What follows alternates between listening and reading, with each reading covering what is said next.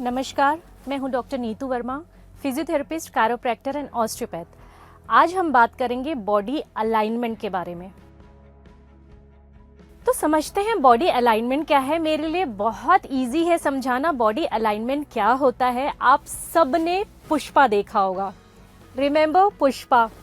सो इस विजुअल को याद कीजिए और अपने 3 से 6 महीने के जितने फोटोग्राफ्स हैं याद कीजिए। क्या आपका कोई पैटर्न है? अपने फ़ोन गैलरी में जाके देखिए, आपका कोई पैटर्न है जिसमें हर फोटो में आप एक साइड बाहर देके खड़े रहते हैं एक पैर में, और हर फोटो में आप एक ही साइड नेक को झुका के इस चेहरे को घुमा के रखते हैं। अगर आपका एक फिक्स पैटर्न बनते जा रहा है तो प्लीज़ इसका ध्यान रखिए। यहीं से प्रॉब्लम शुरू होती है। प्रॉब्लम शुरू दर्द से होता है, लेकिन क्या आपको पता है इसके पीछे बहुत लंबे समय तक आपकी बॉडी जो अलाइन नहीं है वो इसका कारण हो सकती है। तो क्या है बॉडी अलाइनमेंट? जब आप एक ही गलती को बहुत दिनों तक, महीनों तक, सालों तक रिपीट करते जाएंगे तो हमारी बॉडी उसी तरफ खिंचने लग जाती है, झुकने लग जाती है। तो इसमें से जो चेंजेस आते हैं वो सिर्फ, आप समझ पा रहे होंगे कि वो सिर्फ पेन के रिप्रेजेंटेशन से आएंगे, लेकिन जब हम उनका बॉडी अलाइनमेंट, पॉस्चरल अलाइनमेंट, ये सारा चीज़ें चेक करते हैं, फुट में किस तरफ प्रेशर आ रहा है विजुअल से, और बहुत तरीके के हमारे पास स्कैनिंग डिवाइसेस हैं, उनसे जब हम चेक करते हैं तो हमको पता चलता है ये लंबे समय से कॉम्पनसेशन, मतलब आपकी बॉडी आपको सही तरीके से बचा के रखने, दर्द से मुक्त रखने की कोशिश कर रही है, और उसके कारण आप जो है अब तक पेन से बचे थे, लेकिन सालों से जो आप अपने बॉडी को अब्यूज़ कर रहे हैं। कैसे?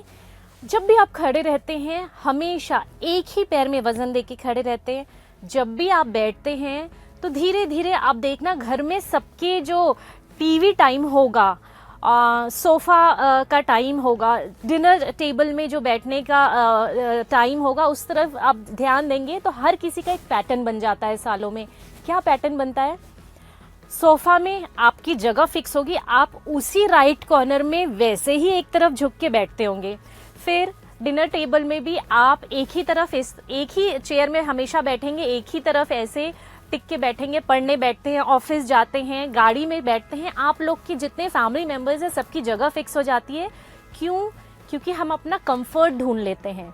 कंफर्ट किस तरफ? जिस तरफ हम झुकते चले जाते हैं, टिकते चले जाते हैं, वो जगह हमारी फिक्स हो जाती है। वो पोस्चर हम अपने आराम के लिए फिक्स करते जाते हैं, और हमको समझ में नहीं आता कि ये सिर्फ घंटा, 2 घंटा, 4 घंटा, ऑफिस के 8 घंटे की बात नहीं है।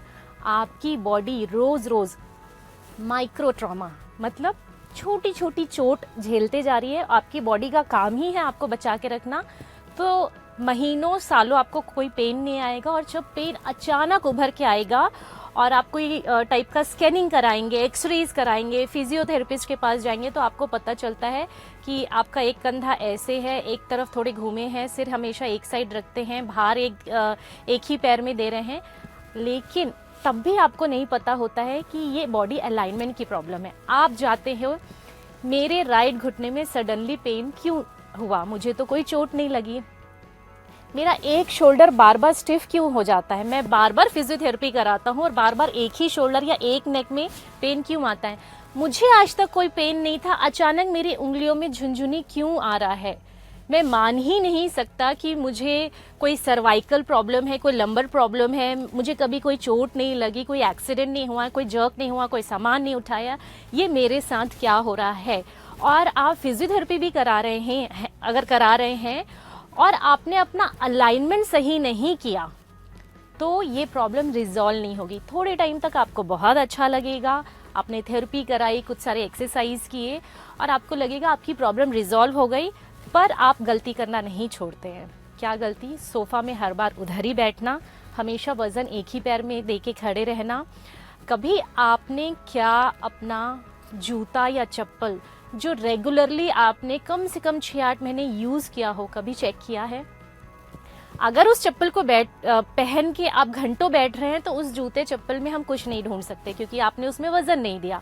लेकिन आप जिस जूते को बहुत टाइम तक चलने या उसमें खड़े रहने या कोई भी स्पोर्ट्स एक्टिविटी में यूज़ करते हैं और वो 6-8 महीने पुराना अगर आपने उसको यूज़ किया है तो उसमें आप चेंजेस देखिए।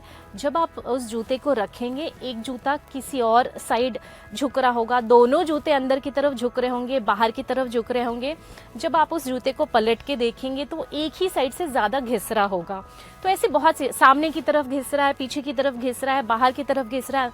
तो बहुत सारी चीज़ें हैं जो छोटी छोटी चीज़ें हैं डेली लाइफ में, वो आपको आपके मिस्टेक्स के बारे में बताती है।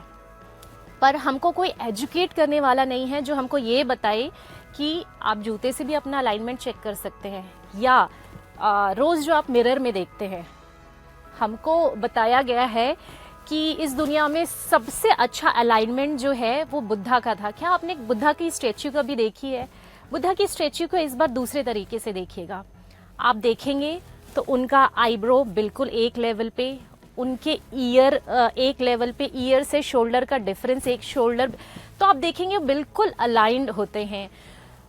वो अलाइनमेंट आज आप किसी भी एथलीट, किसी भी सेलिब्रिटी में ढूंढ के देखिए, क्योंकि हम सबके पास फ़ोन है, क्योंकि हमारा लाइफस्टाइल घंटों बैठने का है, क्योंकि हम सिर्फ बहुत ज़्यादा जिम करते हैं, स्ट्रेचिंग और अलाइनमेंट नहीं करते, रिलैक्सेशन नहीं करते, या अलाइनमेंट को इम्पोर्टेंट नहीं समझते। क्यों? क्योंकि अभी तक आपको कोई दर्द नहीं है, तो आपको कोई गाइड करने वाला नहीं होता कि अलाइनमेंट कितना इम्पोर्टेंट है। अभी मेरे पास एक पेशेंट थे कल, 2023, आज से 3 साल पहले उनके सर्वाइकल की सर्जरी हुई है। इतने डेवलप टाइम में, जब इतनी रोबोटिक मिनिमल इन्वेजिव सर्जरी हो रही है, उन अंकल को चलना फिरना बहुत मुश्किल था। एजेड थे पर उनको चलना फिरना बहुत मुश्किल था, मल्टीपल पेन थे, और उन जस्ट 2.5-3 साल पहले की उनकी सर्जरी में पूरे गर्दन में कट था। इतनी बड़ी सर्जरी हुई थी। और उनकी कंप्लेन क्या थी? जब वो पहली बार डॉक्टर के पास गए, तो बोले मैं थक जाता हूँ और कभी कभी मैं चलते चलते इतना गिव अप कर देता हूँ कि मैं कभी कभी थोड़े से डोर मैट आया उससे फंस के गिर जाता हूँ। मतलब उनकी बॉडी में उनका कंट्रोल ही नहीं था। क्या हो सकता है इसमें? आप सोचिए, चलते फिरते आदमी जिसका जॉब छूट गया क्योंकि वो चलते चलते गिर जा रहे हैं, कोई ब्रेन में कोई फाइंडिंग नहीं है, कोई मेडिकल रिपोर्ट्स कोई पॉजिटिव नहीं, सिर्फ उनके सर्वाइकल में इतना कॉर्ड में, स्पाइनल कॉर्ड में इतना कंप्रेशन था। लेकिन इस एज में भी, ठीक है, इस एज में भी इतना सब हो के भी, जॉब छूट के भी उनको कोई दर्द नहीं था। क्या सिम्टम था उनको? चलते चलते गिर जाना। उन्होंने बोला थोड़ा थोड़ा मुझे उंगलियों में झुनझुनी आना शुरू हुआ था, लेकिन मुझे आज तक, सर्जरी के बाद भी आज तक भी कभी कोई दर्द नहीं था। तो सर्वाइकल इतना ज़्यादा था कि उनके स्पाइनल कॉर्ड में इतना कंप्रेशन था कि पूरी बॉडी उनकी गिव अप कर चुकी थी, और इतना मेजर सर्जरी इस एज में उनको कराना पड़ा और दर्द नहीं था। तो आप समझिए कि अंदर ही अंदर दर्द नहीं होने, कम होने, या इतना ही दर्द होता है कि हम डेली उसको स्प्रे डाल के मैनेज कर लेते हैं, और जो चीज़ें हमारी बॉडी से इग्नोर होते जाती है, जिसका हमें कोई हिंट नहीं हो पाता है, वो है अलाइनमेंट। उनका अलाइनमेंट इतना ख़राब होते गया कि पहले पेरिफेरल नस दबते रही, और उसके बाद सीधे स्पाइनल कॉर्ड में इंजरी हो गई, स्पाइनल कॉर्ड दबने लगी, उनके पूरे स्पाइनल कॉर्ड में स्वेलिंग, इन्फ्लेमेशन इतना हो गया कि माइलोपैथी हो गई और उनका शरीर वीक होने लग गया। और रिकवरी हुई है उनकी, पर 3 साल बाद भी कंप्लीट रिकवरी नहीं हुई। अभी भी वो थोड़ा भी पलटने की कोशिश करे, बिना सपोर्ट के गिर जा रहे हो ना, तो कल ही उनकी थेरेपी शुरू हुई है। तो ऐसे में अलाइनमेंट कितना ज़रूरी है। हमने देख लिया जूते चप्पल, अपने फोटो वोटो सबसे हमने चेक कर लिया अलाइनमेंट, पर क्यों आप देखेंगे? आपको कोई दर्द नहीं है, पर मैं आपका ध्यान इस तरफ, आपका अटेंशन चाहूँगी, ध्यान इस तरफ आकर्षित करना चाहूँगी कि क्या आपको दर्द ही एक सिम्टम है? ध्यान से सोचिए, क्या आप बहुत टाइम तक ऑफिस में हैं या फ़ोन देख रहे हैं, तो क्या आप बीच बीच में ऐसे करते हैं, या आपको लगता है कि बस ऐसे फोड़ दें, कुछ क्लिक हो जाए, फिर रिलैक्सेशन लगता है, या आपको लगता है कि थोड़ी सी अंगड़ाई ले लें, स्ट्रेचिंग कर लें, फिर हमारी जकड़न कम हो जाएगी, बैठे बैठे अपने आप को थोड़ा सा आप स्ट्रेच करते हैं। इसका मतलब बॉडी ने थोड़ा हिंट देना शुरू किया। हर थोड़ी देर में आप बिना सोचे समझे आप अपने नेक को स्ट्रेच करेंगे, हाथ को झटकेंगे, इसका मतलब माइक्रो डैमेज जो है अब मैक्रो डैमेज बन चुका है। अब धीरे धीरे आपको किसी प्रोफेशनल हेल्प की ज़रूरत है। अभी तक हो सकता है आपको इतने सिम्टम नहीं हैं कि दौड़ के आप किसी फिजियोथेरेपिस्ट के पास जाएं या किसी डॉक्टर के पास जाएं, कुछ दवाइयाँ लें, कोई स्कैनिंग कराएं, लेकिन इतना सा भी अगर आपकी बॉडी में हिंट है प्लीज़ उसको इग्नोर नहीं कीजिए। अगर आपको थोड़ा सा डिस्कम्फर्ट जो बार बार आ रहा है, इवन आप अगर जिम जाते हैं, योगा करते हैं, लेकिन आजकल फ़ोन से छोटे छोटे बच्चे भी नहीं बचे हैं और रिटायर्ड लोग भी नहीं बचे हैं, फ़ोन सबके हाथ में है, सिटिंग सबकी बहुत ज़्यादा है। आप वर्किंग हैं नहीं हैं कोई भी मायने में, वर्किंग नहीं है लेकिन हाउसवाइफ फीमेल से भी पूछो तो बोलते नहीं नहीं नहीं हमारा स्क्रीन टाइम ज़्यादा नहीं, हम ज़्यादा फ़ोन नहीं देखते। पर आप हम तो बहुत एक्टिव हैं, आज तक तो हमको कोई प्रॉब्लम नहीं थी, ये तो अचानक थोड़ी सी प्रॉब्लम आई तो हमने सोचा दिखा लें। पर आप उनका भी स्क्रीन टाइम जब देखेंगे, जब वो बोलते नहीं कुछ खास हमारा स्क्रीन टाइम नहीं है, तो भी जिनके पास टाइम नहीं है उनका स्क्रीन टाइम रोज़ का 4 से 5 घंटे मिनिमम एवरेज दिखाता है। तो आप सोचिए 4 से 5 घंटे अगर आप फ़ोन चला रहे हैं या आपके पास दिन भर टाइम नहीं है अपने मेंटल रिलैक्सेशन के लिए या अपने आप को अपडेट रखने के लिए या दूसरे के प्रोफाइल जो आप स्क्रॉल कर रहे हैं उसके लिए, आप एक बार जब बेड में जाते हैं आपको पता है कि आप कितने घंटे स्क्रॉल करते हैं। हमको टाइम का पता नहीं चलता जब हम स्क्रॉल करते जाते हैं। 2 से 3 घंटे मिनिमम तो हम एक पोस्चर में पड़े पड़े फ़ोन स्क्रॉल कर लेते हैं। तो ये जो माइक्रो से मैक्रो डैमेज में आप आ गए हैं, इसके 2 पार्ट हैं इसको ठीक करने के लिए। पहले तो आप दोनों पैर में, मैं आपको होम हेल्प बता रही हूँ कि कैसे आप समझेंगे कि आप अपना बॉडी अलाइनमेंट चेक करें, आप किस तरफ बढ़ते जा रहे हैं। तो मिरर के सामने खड़े होंगे, इस बार आपको अपना स्किन और हेयर और एस्थेटिक नहीं देखना है, इस बार आपको बॉडी अलाइनमेंट देखना है। पैरों को बहुत जोड़ के या बहुत दूर नहीं रखना है, एकदम रिलैक्स एक नॉर्मल स्ट्राइड आप रखेंगे और पूरी बॉडी को लूज छोड़ दीजिए। आप अपने आप को देख रहे हैं, इसका मतलब ये नहीं कि आप सब चीज़ करेक्ट कर लिए। जैसे आप नेचुरली आपकी बॉडी जिस तरफ जा रही है आप जाने देंगे, आप दोनों पैर में रिलैक्स होके खड़े हो जाएंगे। फिर आप अपना पूरा ऊपर से नीचे अलाइनमेंट देखते आइए। अलाइनमेंट जब देखेंगे, राइट, जब आप सामने से देख रहे हैं तो राइट एंड लेफ्ट को कंपेयर करते जाइए। कौन सा आपका फेस ऊपर नीचे या एक तरफ रोटेटेड है, कौन सा ईयर ऊपर नीचे या रोटेटेड है, शोल्डर शोल्डर हो गया, हाथ जब कोई छोटा बड़ा लग रहा है क्या, एक्चुअली छोटा बड़ा कुछ नहीं होता है राइट लेफ्ट में, सब ऑल अबाउट अलाइनमेंट। तो आपको हिंट हो जाएगा, जब आप अनकॉन्शियसली सोचेंगे, आप उसको करेक्ट नहीं करना बस, ठीक है। आप अपनी बॉडी को सिर्फ रीड कीजिए, ऑब्जर्व कीजिए, तो आप देखेंगे एक तरफ आप ज़्यादा वजन दे रहे हैं, एक तरफ कम दे रहे हैं, कितने भी आप अलर्ट खड़े हों। तो उस टाइम कोई मैनिपुलेशन नहीं कीजिए, फिर उसको आप को रिलेट कीजिए अपने दिनचर्या से। आपको अगर लग रहा है कि आपका कंधा अगर राइट साइड झुका है, आप अपने दिनचर्या में देखिए कितने घंटे गाड़ी चलाते हैं, कितने घंटे स्टडी करते हैं, ऑफिस जाते हैं या घर में बैठते हैं। तो आप हैंड रेस्ट किस तरफ का यूज़ करते हैं, रात भर ज़्यादा किस करवट में सोते हैं, इन सारी चीज़ों से उस पोस्चर को आप कंपेयर कीजिए, आपको अपनी गलती का अपने आप पता चल जाएगा। ऐसे अलाइनमेंट आप किसी प्रोफेशनल, अगर आप मेरे फिजियोथेरेपी सेंटर में आएंगे तो हमारे पास एनालिसिस का लेज़र से, चार्ट से, फुट के स्कैनिंग से 10 तरीके से हम एक ही गलत पोस्चर को कंफर्म करते जाते हैं और पेशेंट को बताते हैं कि आगे जाके कहाँ कहाँ क्या प्रॉब्लम हो सकती है।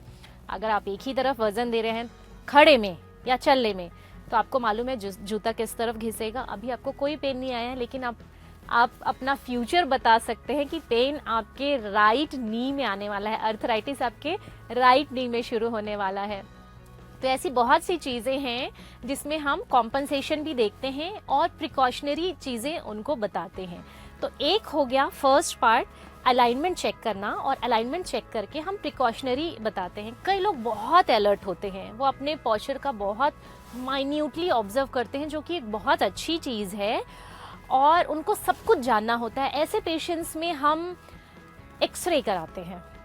तो मेरे यहाँ जो हम एक्सरे हम बोलते हैं वो एक्सरे होता है मोस्टली स्टैंडिंग में। स्टैंडिंग एक्सरे में आपकी बॉडी किधर जा रही है, किस तरफ खिंचते चली जा रही, किस तरफ दबते चली जा रही है, वो पता चलता है। तो चाहे वो आपका स्पाइन हो, पेल्विस हो, नी हो, हम राइट एंड लेफ्ट में कंपेयर करते जाते हैं। एंड एक्सरे आपके पास एक डॉक्यूमेंटेड चीज़ है, विथ प्रूफ हम बताते हैं कि आपको फ्यूचर में क्या क्या मिस अलाइनमेंट के कारण क्या क्या प्रॉब्लम हो सकती है और इसको हम कैसे कैसे करेक्ट करें। ये प्रिकॉशनरी चीज़ें हो गई। अब आती है अगर पेशेंट आ रहा है 2 स्टेप अहेड, अपनी चीज़ें ऑलरेडी बहुत ख़राब करके।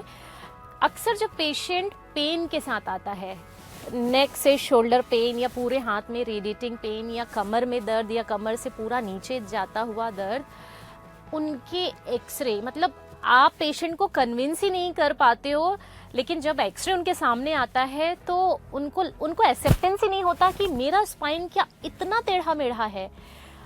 जब मैं पेशेंट को बोलती हूँ कि बिल्कुल आप पुष्पा जैसे हैं, वो मानते ही नहीं हैं। फिर हम एक्सरे लेते हैं, फिर भी नहीं मानते हैं। फिर मैं बोलती हूँ अपने फ़ोन गैलरी में जाइए, सारे फोटो में एक ही पैटर्न दिखेगा। आप अलग अलग पोज बनाते हैं अलग अलग फोटोज में, लेकिन आपका पैटर्न फिक्स आएगा कि आप एक ही साइड का कंधा उठा के एक ही तरफ नेक झुका के हर फोटो में। फिर उनको जब वो फोटो देखते हैं, जब उनको कंफर्म होता है कि हाँ हमारे साथ अंदर इतनी ज़्यादा मिसअलाइनमेंट वाली प्रॉब्लम हो चुकी है। अभी अगर मैं मेडिकल टर्म की तरफ आऊँ, chiropractic is more about alignment, physiotherapy is more about muscle joint and pain management और नर्व रिहैब रिस्टोरेशन। ठीक है, तो अगर कायरोप्रैक्टिक टर्म्स में आऊँ तो मिसअलाइनमेंट ही कायरोप्रैक्टिक का बेसिस होता है। हम जो बोन सेटिंग करके अलाइनमेंट को करेक्ट करने की बात करते हैं, वो कायरोप्रैक्टिक का बेसिस है। अब अगर ट्रीटमेंट की तरफ आए तो हमको एक एक चीज़, आपको लग रहा है कि कंधा ऊपर नीचे है, पर एक्सरे में पता चलता है एक्चुअली पूरा स्पाइन ही एक तरफ झुका हुआ है। और पेशेंट बोलता है कि मुझे तो नेक टू शोल्डर स्टिफनेस है, कोई प्रॉब्लम नहीं है, मेरा स्पाइन कैसे झुक गया। आप खुद सोचिए, शोल्डर ऐसे नहीं होता है, स्पाइन ऐसे होता है। फिर हम धीरे धीरे नीचे तक आते, पता चलता है कि वो बैठते ही टेढ़ा है और पेल्विस ही टेढ़ा है। ये जो पूरा हम कोरिलेशन निकालते हैं, आपका कंधा अलग और स्पाइन अलग और आपके बटक्स और पेल्विस अलग है, ऐसा नहीं, सब कुछ एक ही है, एक दूसरे को कॉम्पनसेट करता है तो, और एक दूसरे को बचाते भी रहता है। तो ये जब हम उनको विथ प्रूफ एक्सरे के साथ दिखाते हैं और बहुत सारे विजुअल्स के साथ दिखाते हैं, तो उनको लगता है हाँ आप सही बोल रहे हैं, मैं आया तो नेक के स्टिफनेस से हूँ, लेकिन कभी कभी मैं जब ज़्यादा चल लेता हूँ, मॉल घूमने चले जाता हूँ, तो मुझे लेफ़्ट साइड के बैक में थोड़ा स्ट्रेन आता है और रेस्ट करने से चला जाता है। तो जब वो कंधे के दर्द से आता है और ट्रीटमेंट पूरा पेल्विस से हम शुरू करते हैं, तो हम उनको बहुत सारे फ्यूचर के शियाटिका जैसे प्रॉब्लम से बचा लेते हैं। एक पार्ट हो गया आपको अवेयरनेस कर दिए, दूसरा पार्ट हो गया हम ट्रीटमेंट करते हैं। अब अगर अलाइनमेंट का ट्रीटमेंट की बात आती है, तो मैं आपको बताना चाहूँगी फिजियोथेरेपी के साथ हम कायरोप्रैक्टिक और ऑस्टियोपैथी को जब कंबाइन करते हैं, क्या है फिजियोथेरेपी, क्या है कायरोप्रैक्टिक और क्या है ऑस्टियोपैथी, आज मैं ये तीनों चीज़ पे बात करती हूँ, और कैसे आपकी पूरी बॉडी एक चीज़ दूसरी चीज़ को अफेक्ट करती है और दूसरी चीज़ को ठीक करके हम वो पहली चीज़ को बिल्कुल रेक्टिफाई कर देते हैं, ये समझाती हूँ। आप सबको पता होगा फिजियोथेरेपी इतना पॉपुलर है। फिजियोथेरेपी क्या है? फिजियोथेरेपी मशीन्स, बहुत सारे इक्विपमेंट्स हम यूज़ करते हैं। तो फिजियोथेरेपी में मशीन्स, मैनुअल हाथ से करने वाली चीज़ें जिसमें कपिंग, निडल और हाथ से रिलीजेस जो रहते हैं वो, प्लस एक्सरसाइजेस, तीन चीज़ों को मिला के हमने फिजियोथेरेपी को समझाया। एक होता है एक्सरसाइज, एक होता है मैनुअल और एक होता है मशीन। मैनुअल में भी कप और निडल भी बहुत पॉपुलर है, आप सबने देखा, एक्सपीरियंस किया होगा। तो मैनुअल के साथ जब हम करते हैं तो मशीन का इफेक्ट बहुत एनहेंस हो जाता है, एक्सरसाइज भी बहुत स्पेसिफिक होता है। आप समझिए आपका अलाइनमेंट इस तरफ है, आप खूब योगा करते हैं, रोज़ घंटा 1.5 घंटा योगा करते हैं, 50-100 सूर्य नमस्कार कर लेते हैं, आप अपने आप को बहुत फिट महसूस करते हैं, जिम में भी आप अपने आप को देखते हैं, अलाइनमेंट सही रहता है, सब कुछ अच्छा है, लेकिन जब आप मेरे पास आए हैं तो ऐसे आए हैं, ठीक है। अब ये आपके जिम की गलती नहीं है, ये आपकी योगा की गलती नहीं है, रनिंग वॉकिंग किसी की गलती नहीं, ये आप दिन भर जो अपना पोस्चर गलत रख रहे हैं उसकी गलती है। वो मैंने आपका समझा दिया और हम उसको रेक्टिफाई कर रहे हैं। लेकिन एक्सरसाइज, क्या राइट एंड लेफ्ट में एक जैसे एक्सरसाइज करेंगे? नहीं, प्रॉब्लम बढ़ेगी। मैं राइट में दूसरा और लेफ्ट में दूसरा एक्सरसाइज बताऊंगी, जिसमें हम मसल के लेंथ को कंसिडर करते हैं। Centre of our therapy exercise will be किस मसल का लेंथ बढ़ाना है और किस मसल का लेंथ कम करना है, तभी तो जो मिस अलाइनमेंट है वो अलाइनमेंट की तरफ आएगा और आप मिड लाइन की तरफ, सेंटर की तरफ अलाइन हो जाएंगे। तो एक्सरसाइज जो आप YouTube में देखते होंगे, एक्सरसाइज जो आप स्ट्रेचिंग योगा में करते होंगे या जो जिम में करते होंगे, उससे बहुत अलग होता है जब एक फिजियोथेरेपिस्ट आपको एक्सरसाइज बताता है। राइट एंड लेफ्ट में कुछ गड़बड़ है तो राइट एंड लेफ्ट में एक जैसे एक्सरसाइज नहीं हो सकते, और अगर आपका थेरेपिस्ट भी ऐसे एक्सरसाइज करा रहा है तो वो गलत है। आपको अलाइनमेंट के लिए राइट अलग और लेफ्ट अलग एक्सरसाइज रहेंगे। आप बहुत ज़्यादा झुके हुए हैं फ्रंट की तरफ, तो जो एक्सरसाइज आप फ्रंट के लिए करेंगे वो उसका अपोजिट एक्सरसाइज आप बैक के लिए करेंगे, तब जाके right left and front end back जो है वो बैलेंस हो पाएगा। तो बहुत स्पेसिफिक एक्सरसाइजेज होते हैं जो आपको यूट्यूब या किसी ऑर्थो या सर्जन के बताने से नहीं, एक फिजियोथेरेपिस्ट जिसने 4.5 साल 5 साल सिर्फ इस बारे में पढ़ाई की है वो आपको गाइड कर सकता है। तो ये हो गई फिजियोथेरेपी की बात। फिर आते हम कायरोप्रैक्टिक में। कायरोप्रैक्टिक आज के टाइम में बहुत वंडरफुल टूल है, क्योंकि ये फिजियोथेरेपी में जो महीनों लगते थे उसको शॉर्ट करके नंबर ऑफ सेशन उसने बहुत कम कर दिए हैं। बहुत कम मतलब कोई चीज़ अगर 1 महीने में जो पेन ठीक होना था वो बहुत एडवांस मशीन्स फिजियोथेरेपी की, प्लस बीच बीच में कायरोप्रैक्टिक अलाइनमेंट कराने से आपने बहुत सारे ऐसे वीडियोस देखे होंगे जिसमें बोन क्रैक करते हैं। तो मैं कायरोप्रैक्टिक काफ़ी सालों से प्रैक्टिस कर रही हूँ, और जब हम बोनी अलाइनमेंट करते हैं तो फिजियोथेरेपी का रिजल्ट बहुत कम टाइम में आ जाता है और बहुत लंबे टाइम तक परसिस्ट करता है। कैसे? आप सोचिए, आपका जो शोल्डर, राइट शोल्डर है डाउन है, हमने एक्सरे में देखा कि शोल्डर अप डाउन नहीं है, ये स्पाइन ही बेंड है। अब स्पाइन जो बेंड है उसको मैंने कट करके ऐसे ओपन किया। एक एक स्पाइन अगर राइट एंड लेफ्ट देखें, अगर ये स्पाइन राइट की तरफ झुका था, मैंने इस झटके से इसको बिठाया। अगर ये जो स्पाइन जो झुका था वो घूमा भी था तो उसको मैंने करेक्ट किया। तीनों एक्सिस में हम उसको करेक्ट करते हैं। इसमें क्रैक की वॉइस बहुत वायरल जो है वो इतना इम्पॉर्टेंट नहीं है, सही एक्सरे देख के सही अलाइनमेंट करना ज़्यादा इम्पॉर्टेंट है। जब हम इसको अलाइन कर देते हैं और फिर उस मसल जो उसको खींचते जा रहा है उस मसल में हम थेरेपी करते हैं तो ये बहुत लॉन्ग लास्टिंग रिजल्ट देता है, बहुत क्विक फिक्स देता है।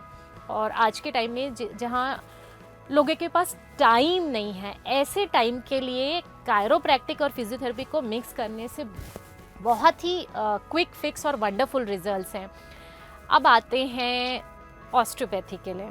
आई थिंक इंडिया में ऑस्टियोपैथी अभी इतना पॉपुलर नहीं है, लोग उसके लिए रेडी ही नहीं हैं, ज़्यादा ऑस्टियोपैथ है भी नहीं तो समझाने वाला भी कोई नहीं है।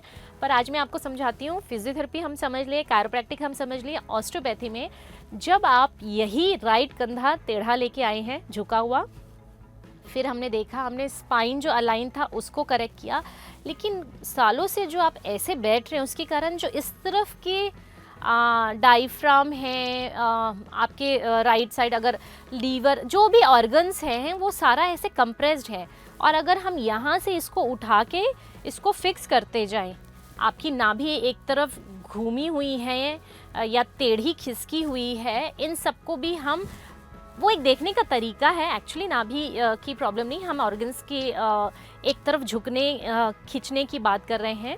तो अगर हम उसको करेक्ट कर दें तो इसके जैसा कॉम्बिनेशन थेरेपी आपको कंप्लीट हीलिंग देगा। बात सिर्फ शोल्डर पेन और बात सिर्फ बेड पॉस्चर की नहीं रह गई, अब हो गई कंप्लीट अलाइनमेंट की, अब हो गई कंप्लीट हीलिंग की। क्योंकि आप आप सिर्फ अपने डेली रूटीन से उसको कोरिलेट कीजिए। सपोज़ आप 8 घंटे जॉब करते हैं, जहाँ तक मैं समझ रही हूँ हम जॉब को ही काउंट कर रहे हैं कि 8 घंटे आप गाड़ी में बैठ रहे हैं, टॉयलेट में सुबह शाम आधे आधे घंटे बैठ रहे हैं, डाइनिंग टेबल में बैठ रहे हैं, टीवी देखने बैठ रहे हैं और मोबाइल चलाने बैठ रहे हैं। इन सब घंटों को भी प्लस कर लीजिए और आपको समझ में आएगा जितने देर आप जगे हुए हैं, सोए नहीं है, तब तक आप सिर्फ बैठे ही रहते हैं, सिटिंग ही है। तो जितने देर आप बैठे हैं, कभी भी कोई ऐसे स्ट्रेट घंटा 2 घंटा 3 घंटा नहीं बैठ सकता। हमको सपोर्ट चाहिए, फिर हमको सपोर्ट चाहिए, ठीक है। तो ये जो हम अगेन माइक्रो ट्रॉमा कर रहे हैं, इसमें हमारा सिस्टम, इसमें मैं जॉइंट मसल बोन की बात नहीं कर रही हूँ, हमारा जो सिस्टम है वो कैसे इफ़ेक्ट होता है। सपोज़ आप घंटों झुक के बैठ रहे हैं, ये आपका डायफ्राम है, इसी के नीचे आपका स्टमक, ठीक है, जो खाने की थैली है वो रखिए। आप घंटों ऐसे बैठ रहे हैं और धीरे धीरे आपको सिम्टम आ रहा है, घर का खाते हैं, सादा खाते हैं, सब कुछ टाइमली खाते हैं, सब कुछ कर रहे हैं, उसके बाद भी आपको एसिडिटी हो रही है, गैस्ट्रिक हो रहा है, रिफ्लक्स आ रहा है, गैस्ट्रिक के कारण हेडेक हो रहा है। तो बहुत सारी चीज़ें हैं जो आपके सिर्फ मिस अलाइनमेंट के कारण है। शोल्डर के लिए, नेक पेन के लिए आप अलग प्रोफेशनल के पास जाते हैं, अलाइनमेंट के लिए आप अलग प्रोफेशनल के पास जाते हैं, एसिडिटी के लिए आप अलग प्रोफेशनल के पास जाते हैं, पर आप उसको को रिलेट करके देखिए। ये सब कुछ आपके स्पाइन, जो हमारे हेल्थ का सेंटर है, वहाँ से आ रहा है। तो आप अपने स्पाइन में इन्वेस्ट करना शुरू कीजिए। आज आपको कोई दर्द नहीं है, आज आपका पॉस्चर इतना नोटिसेबल चेंज नहीं है कि आप किसी प्रोफेशनल के पास जाएं। तो भी हम कभी अपनी बॉडी को मिसयूज़ करना, एब्यूज़ करना नहीं छोड़ते। बिना कोई दर्द, बिना कोई मिसअलाइन के भी आप एक फिजियोथेरेपिस्ट और कायरोप्रैक्टिक के पास जाके हर 3 महीने में, हर 3 महीने, डिपेंड ऑन योर लाइफस्टाइल, आप जाइए, अलाइनमेंट भी चेक कीजिए, जनरल एक स्पाइन अलाइनमेंट का सेशन लीजिए, कायरोप्रैक्टिक लीजिए, पूरे पैरास्पाइनल में कपिंग कराइए। कोई दर्द नहीं भी हो तो भी एक राउंड थेरेपी कराइए। आप फ्यूचर के बहुत सारे प्रॉब्लम से इस तरह से बचे रहेंगे। और रिमेंबर, डॉक्टर अच्छा वो है जो हर एक प्रॉब्लम को आपस में को रिलेट करे। आपका थायराइड क्यों बढ़ा, तो सिर्फ थायराइड की दवाई देके नहीं, वो आपको बताए कि लीवर ठीक से फंक्शन नहीं कर रहा है, ठीक है। आपको शोल्डर में पेन है तो कोई आपको बताए कि साल 2 साल में आपको कमर का भी पेन शुरू होने वाला है, क्योंकि स्पाइन आपकी ऐसे जा रही है। आपको आज स्पाइन में दर्द है तो कोई आपको बताए कि आप वज़न स्पाइन को डिकम्प्रेस करने के लिए, स्पाइन के पेन से बचने के लिए आप जो वज़न लेफ़्ट घुटने में देते जा रहे हैं, आपको लेफ़्ट घुटने का पेन साल 2 साल में आ सकता है। तो डॉक्टर वही अच्छा है जो पूरी बॉडी के कोरिलेशन को समझे और प्रिकॉशनरी आपको आने वाली प्रॉब्लम से बचाए। तो ये है फिजियोथेरेपी, कायरोप्रैक्टिक और ऑस्टियोपैथी का बहुत ही ब्यूटीफुल कॉम्बिनेशन, जिसमें हम दवाइयों पेन किलर से बचाते हैं आपको, और बहुत सारी फ्यूचर प्रॉब्लम से बचाते हैं, और एकदम स्पेसिफिक एक्सरसाइजेज रिकमेंड करते हैं। और हो सकता है बहुत बड़ी कोई सर्जरी से भी आपको जो फ्यूचर में हो सकती है उससे आपको बचाएं, या आपकी सर्जरी हो चुकी है तो और फर्दर डिजनरेशन और वापस कोई प्रॉब्लम आने वाली हो तो उससे बचाएं। नमस्कार।